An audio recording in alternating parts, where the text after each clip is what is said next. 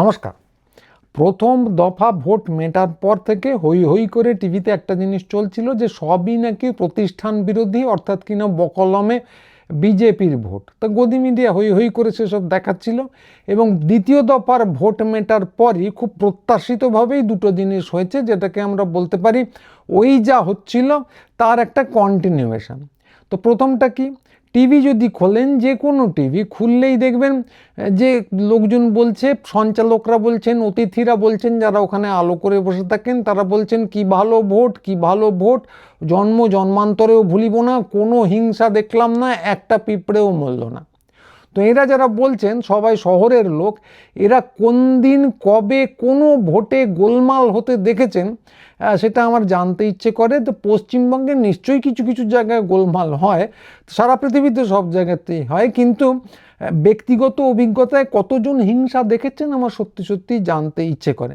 তো এরা যে দেখেননি সে নিয়ে প্রশ্ন করব কেন, কারণ হলে এরা যদি দেখতেন তাহলে তো টিভিতে এসে কান্নাকাটি চেঁচামেচি বুক চাপড়ে ফাটিয়ে দিতেন। তো সেইটা আমি আন্দাজ করছি যে ওরা দেখেননি কখনো, বলতে হয় তাই বলে যান। আর ওদের এই কথাগুলো শুনলে এই কারণেই আমার মনে হয় যেন দামি রেস্তোরাঁয় বসে চিকেন চাপ সাঁটাচ্ছেন।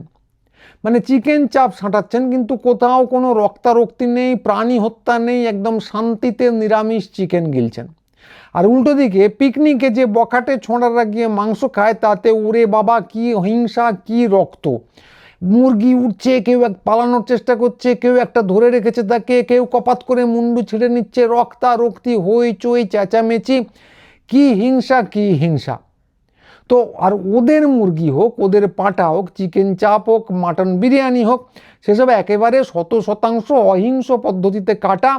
এই সমস্ত ছাগলদের মারলে লাগে না, এই সমস্ত মুরগির মুন্ডু কাটলে রক্ত পড়ে না।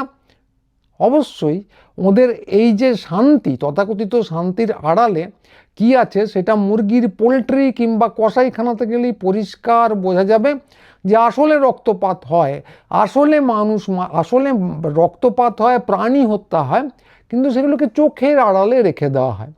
তো এবারের ভোট হচ্ছে সেই রকম কসাইখানার ভোট। ভোটের আগেই সব লোক এখন ভুলে গেছেন, টিভিওয়ালারা তো ভুলে গেছেনই, কিন্তু সব লোক ভুলে গেলেও আমরা ভুলিনি যে ভোটের ঠিক আগেই 35 লক্ষ লোকের, অন্তত 35 লক্ষ ভোটারের মুন্ডু কেটে নেওয়া হয়েছে। এটা যদি হিংসা না হয় তাহলে হিংসা কি? এবং তার চেয়েও মজার কথা হচ্ছে এদের মধ্যে 1700 জনের মতো মানুষ এখনো পর্যন্ত ট্রাইব্যুনালে গেছেন। সেই ট্রাইব্যুনাল তো আরেক জিনিস এবং আমাদের বিচার বিভাগীয় ব্যবস্থা আরেক জিনিস। তো তারা বিচার করে চলেছে, কবে হবে তার কোনো ঠিক নেই। তো যাই হোক, তো ট্রাইব্যুনালে গেছেন যে 35 লক্ষ মানুষ, তাদের মধ্যে 1700 লোকের এখনো বিচার হয়েছে এবং দেখা গেছে যে তার 99.5%ই হচ্ছে ভুল বিচার হয়েছিল এর আগে। অর্থাৎ কিনা যা নিষ্পত্তি হয়েছিল সেটা ভুল, এর 99.5%ই হচ্ছেন বৈধ ভোটার। তো ফলে এটা পরিষ্কার দেখা যাচ্ছে যে যাদেরকে বাদ দেওয়া হয়েছিল তারা বৈধ ভোটার, অন্তত ওই 35 লক্ষের বেশিরভাগ অংশটাই 99.5% করলে কি হয় আপনারা হিসেব করে দেখুন। তো এইটা হলো এই শান্তির আড়ালে লুকিয়ে থাকা সেই গণহত্যা, যেখানে মানুষকে, অন্তত 5% ভোটারকে ভোট দিতে দেওয়া হয়নি।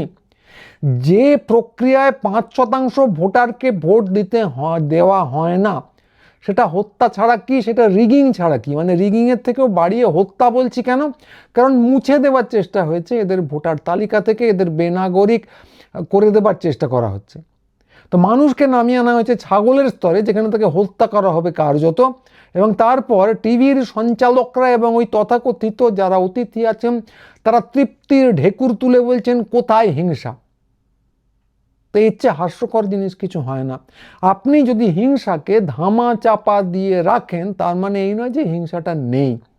সেই ছোটবেলায় যেরকম হতো, হাতের সামনে চোখ ধরে থাকলাম আর সূর্য, হাতের সামনে মুঠো ধরে থাকলাম আর সূর্যকে দেখা গেল না, সূর্য তো আর নেই। তো ওদের যুক্তি হচ্ছে এই শিশু সুলভ যুক্তি, যেখানে বলছেন যে 35 লক্ষ বৈধ ভোটারকে বাদ দেওয়ার পর ওরা নাকি রিগিং রুখে দিয়েছেন, ছাপ্পা ভোট রুখে দিয়েছেন। কি রুখেছেন? ওনারা তো নিজেরাই সেই প্রক্রিয়ার অংশ, যেখানে 5% অন্তত বৈধ ভোটারকে ভোট দিতে দেওয়া হয়নি। তো এটা একটা হিংসা অতি অবশ্যই, কিন্তু এটাই একমাত্র না। ভোট যখন চলছিল দেখা গেল যে শুভেন্দু অধিকারী কেন্দ্রীয় বাহিনীর পাহারায় জয় শ্রীরাম স্লোগান দিতে দিতে চললেন বীর দর্পে।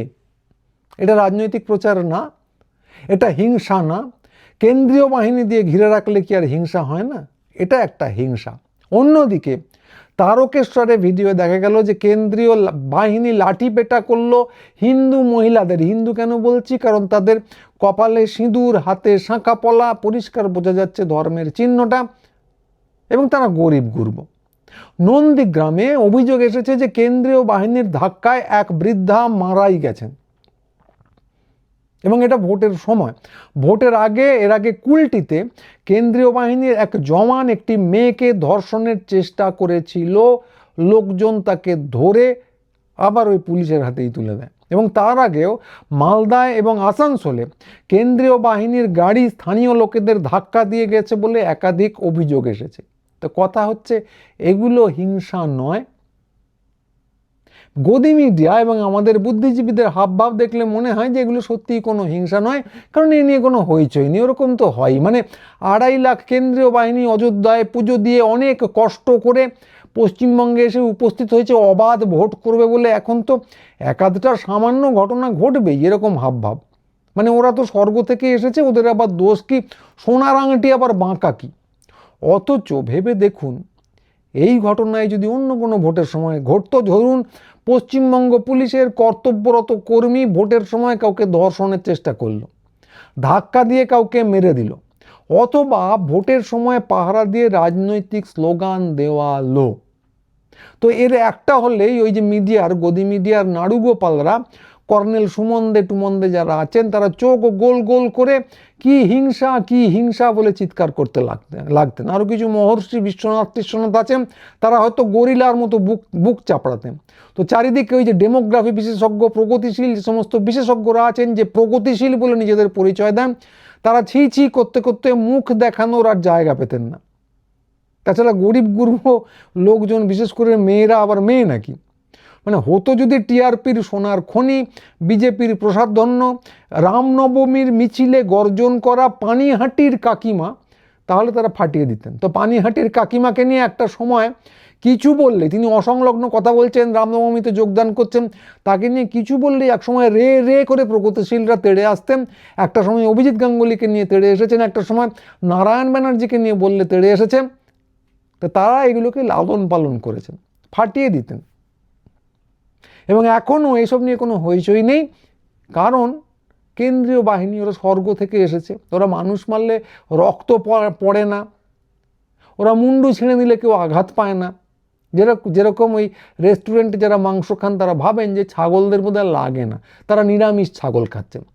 তো এক অবিকল পশ্চিমবঙ্গের মানুষকে এইভাবেই ভাবা হয়েছে, এবং কেন্দ্রীয় বাহিনী এই জন্যেই এসব করেছে বলেই তারা সবাই চুপ করে আছে। এবং এই কেন্দ্রীয় বাহিনী, আমাদের শ্রীযুক্ত স্বরাষ্ট্রমন্ত্রী অমিত শাহ বলেছেন আরও 2 মাস থাকবে। তো 2 মাস থেকেই সবাই যে মারধর করবে এরকম বলছি না, কিন্তু কথা হচ্ছে যে 2 মাস থাকবে মানে যে রাজ্য সরকারি যে স্কুলগুলো আছে সেগুলো কিন্তু আরও 2 মাস বন্ধ। শিক্ষকরা ওই স্কুলগুলোয় যারা পড়ান, তারা এর আগে এই লম্বা সময় ধরে বিএলও ডিউটি দিয়েছেন, স্কুলে জানটান নেই বা গেলেও কতটা পড়াশুনো হয়েছে বলা খুব মুশকিল। তারপর ভোটের ডিউটি দিয়েছেন, তখন কেন্দ্রীয় বাহিনী এই জায়গাগুলো দখল করেছিল, এখানে বুথ হয়েছে। এরপর এসব মিটে যাওয়ার পর আন্দাজ করা যাচ্ছে এবার আসবে জনগণনা, আবার ডিলিমিটেশনের একটা চেষ্টা করা হবে, কিন্তু সেটা অন্য প্রসঙ্গ। এবং ওই স্কুল বাহিনীতে আরও নাকি 2 মাস বসে থাকবে কেন্দ্রীয় বাহিনী। তো পড়াশুনোটা হবে কোথায়? কিন্তু এই নিয়ে কোনো আলোড়ন শুনবেন না, মানে এটাও কিন্তু একটা নীরব হিংসা।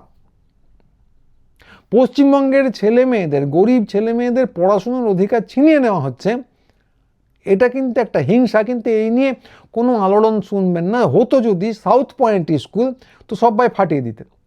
কিন্তু গেঁয়ো মেঠো সরকারি স্কুল নিয়ে এরা ততক্ষণই চিন্তা করেন যতক্ষণ সেটা কর্মসংস্থান যোগায়, অর্থাৎ ওটা হলো চাকরির জায়গা, শিক্ষাটা বড় কথা নয়। চাকরিটা যদি ঠিকঠাক হয়, নিয়োগ পদ্ধতি যদি স্বচ্ছ হয়, ওটা খুবই জরুরি দরকার, নিয়োগ স্বচ্ছ হওয়া শিক্ষার স্বার্থেই দরকার। কিন্তু মেয়েদের বক্তব্য ওইখানেই শেষ হয়ে যায়, শিক্ষা নিয়ে কোনো বক্তব্য নেই। তারপর যারা পড়তে টড়তে আসে সে বেটাটা গোল্লায় যাক, গোল্লায় যায় নন্দীগ্রামের বৃদ্ধা, গোল্লায় যাক তারকেশ্বরের মহিলারা, যারা ধাক্কা খেয়েছে বলে অভিযোগ আসানসোলে হোক, মালদায় হোক, বা আসানসোলে হোক বা মালদায় হোক, তারা গোল্লায় যাক, কিচ্ছু এসে যায় না। এইটা খুব সহজে হচ্ছে গদি মিডিয়ার এজেন্ডা। এবং আমাদের কিছু কিছু ডেমোগ্রাফি বিশেষজ্ঞ তথাকথিত প্রগতিশীল বুদ্ধিজীবীরাও এইটা অনুসরণ করে চলেন। তো কথা খুব পরিষ্কার, ভোটের ফলাফল যাই হোক, এই এজেন্ডাকে আর ছেড়ে দেওয়া যাবে না। গদি মিডিয়ার এজেন্ডাকে গদি মিডিয়ার এজেন্ডা হিসেবে চিহ্নিত করতে হবে, নিন্দে করতে হবে, ঠাট্টা করতে হবে এবং প্রয়োজনে প্রতিহত করতে হবে। এবং এই তথাকথিত প্রগতিশীলদেরও আর কিন্তু ছেড়ে দেওয়া যাবে না। তো এইটা কিন্তু শেষ নয়, এটা গেল বললাম দুটো জিনিস শুরু হয়েছে, তার মধ্যে একটা টিভিতে। তো দ্বিতীয় যে জিনিসটা শুরু হয়েছে, যেটা সবাই জানেন, সেইটা হলো মিডিয়া সন্ত্রাস, যার আরেক নাম হচ্ছে এক্সিট পোল। তো টিভিতে ভোট মিটলো কি মিটলো না, মেটেও নি, লাইনে তখনও লোক, তখন থেকেই শুরু হয়ে গেল তথাকথিত এক্সিট পোল। এবং তারা সবাই দেখাচ্ছে বিজেপি কিন্তু পশ্চিমবঙ্গে জিতবে। তো দেখে শুনে আমার অপারেশন সিঁদুরের সেই রাত মনে পড়ে যাচ্ছিল, সে কি ভয়ানক উত্তেজনা। তো দেখানো হচ্ছে টিভিতে, তো তো নেহাতি শুধু সংখ্যা, ওখানে টিভিতে দেখানো হচ্ছিল যে উড়ে বাবা করাচিতে বোমা বর্ষণ হচ্ছে, দাউ দাউ করে আগুন জ্বলছে। পরক্ষণেই জানা গেল যে ইসলামাবাদে বোমা পড়ছে। পরক্ষণেই জানা গেল লাহোর বোধহয় দখল হয়ে গেল। এবং সব কটাই একদম অডিও ভিজুয়াল দিয়ে দেখানো হয়েছিল। এবং চোখ গোল গোল করে এই গদি মিডিয়ার কর্নেল কি বলেছিলেন আমার এখনও মনে আছে, তার সবাই এই দীপাঞ্জন টাইপের একজন বিশেষজ্ঞ বসেছিলেন, তিনি উঠে বাথরুম টাথরুম গেলেন, বোধহয় 1 মিনিট পরে ফিরে এলেন। তখন এই সঞ্চালক চোখ গোল গোল করে বললেন, কর্নেল অমুক আপনি বাথরুমে গেলেন আর ফিরে এলেন, তার মধ্যে পাকিস্তানের সেনা নায়ক পদচ্যুত হয়ে গেল, দেশটার কি হাল ভাবুন। তো নিঃসন্দেহে প্রত্যেকটা ভুয়ো অডিও ভিজুয়ালগুলো বিভিন্ন গেম টেম থেকে বিভিন্ন জায়গা থেকে চুরি করে দেখানো হয়েছিল। এবং তারা এর জন্য কোনো ক্ষমা চাননি, এটা বারবার বলেছি, বরং নাকে কান্না কেটেছেন ওদের ট্রোল করা হচ্ছে বলে। তো কথা হচ্ছে আমার দেখে শুনে সেই অপারেশন সিঁদুরের রাত মনে পড়ে যাচ্ছিল, সেই একই উত্তেজনা, সেই একই বিজেপি জিতছে, কেউ বিজেপিকে 130 দিচ্ছেন, কেউ 40, কেউ 50, কেউ 60, কেউ 200-র কাছাকাছি পাইয়ে দিচ্ছেন না, অতটা পাওয়াননি, কপাল ভালো, অতটা সাহস করে দেখাতে পারেননি। তো কথা হচ্ছে আমি এই এক্সিট পোলের বিরুদ্ধে কিছু বলছি না, আমি নিঃসন্দেহে জানি প্রত্যেকটা এক্সিট পোল ভুল, কিন্তু কারণ তাদের ট্র্যাক রেকর্ড তাই দেখাচ্ছে, একটু বাদে সেটা দেখাবো, কিন্তু তারপরেও দু একটা মিলে যেতেই পারে। তার কারণ হচ্ছে ঘড়ি বন্ধ থাকলেও দিনে দুবার সঠিক সময় দিয়েই থাকে। এবং অন্ধকারে যদি আপনি ল্যাম্প পোস্টের দিকে ঢিল ছোঁড়েন, 100 বার ছুঁড়লে 1-আধবার লেগে যেতেই পারে, ফলে ঠিক হতেও পারে। কিন্তু ফলাফল মিললেও যদি 100টার মধ্যে একটা মিলে, তো সেটাকে আমরা বলতে পারি যে স্ট্যাটিস্টিক্যালি ইনসিগনিফিক্যান্ট, অর্থাৎ কিনা মিললেও ওটা ভুল, ওর কোনো গুরুত্ব নেই। তো এটা কেন বলছি, এবং এক্সিট পোল নিয়ে এরা কী খেলা দেখিয়েছেন আমি এর আগেও বলেছি, আজকে একদম অঙ্ক দিয়ে দেখাবো নিখুঁতভাবে কী এরা বলেছিল, সেটা আমাকে একটু দেখে বলতে হবে। স্ক্রিনেও আপনাদের দেখাচ্ছি, দেখুন। তো আমরা প্রথমে দেখব 2021 সালের এক্সিট পোল। তো আমি শুধু বিজেপি কতগুলো আসন পাবে কি তার কি প্রেডিকশান, তার কি ভবিষ্যৎবাণী হয়েছিল সেটুকুই বলবো। তো 294টা আসনের মধ্যে এবিপি নিউজ বলছিল 109 থেকে 121টা পাবে বিজেপি, চাণক্য বলছিল 97 থেকে 119, এটাই যে একটু কম ছিল। পি মার্গ এবার যারা আবার করেছে এক্সিট পোল, তারা বলছিল 112 থেকে 132, TV9 বলছিল 125 থেকে 135, ইন্ডিয়া টুডে বলছিল 134 থেকে 160, এবং ইন্ডিয়া টিভি বলছিল 137 থেকে 192। মানে বিজেপিকে তো ক্ষমতার কাছাকাছি থেকে ক্ষমতা পাইয়ে দেওয়া পর্যন্ত সব কিছু দেখানো হয়েছিল, কিন্তু বিজেপি আসলে কটা পেয়েছিল? 77টা। তো এটা 2021, এরপর তারা নানা রকম গুলবাজি করে 2024-এ আরও সাহস পেয়ে যান। এবং তারপর কি এক্সিট পোল বেরোয় 2024-এ লোকসভা নির্বাচনে সারা ভারতবর্ষে, আপনারা জানেন যে আমাদের প্রিয় মোদিজিকে তো 400 পার করে দেওয়া হয়েছিল, তো সে এক হাসি ঠাট্টার বিষয়। কিন্তু পশ্চিমবঙ্গে কি বলা হয়েছিল?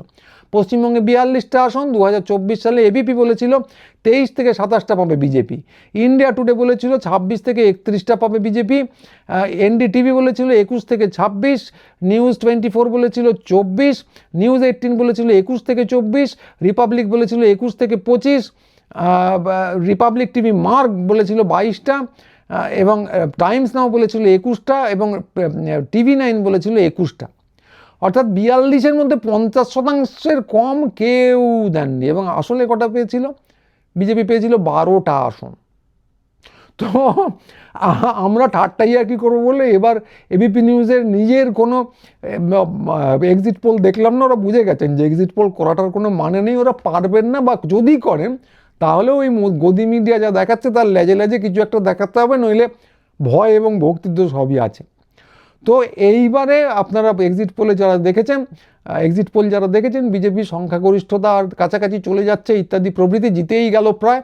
এটাতে কান দেবেন না, কারণ এই গুলবাজিটা ওদের করতে হয়, এবং এই গুলবাজিটার জন্যেই ভয় এবং ভক্তি ভয়ের জন্য এটা দেখাতে হয়, এবং ভক্তি প্রদর্শনের জন্য এটা করতে হয় আর কি।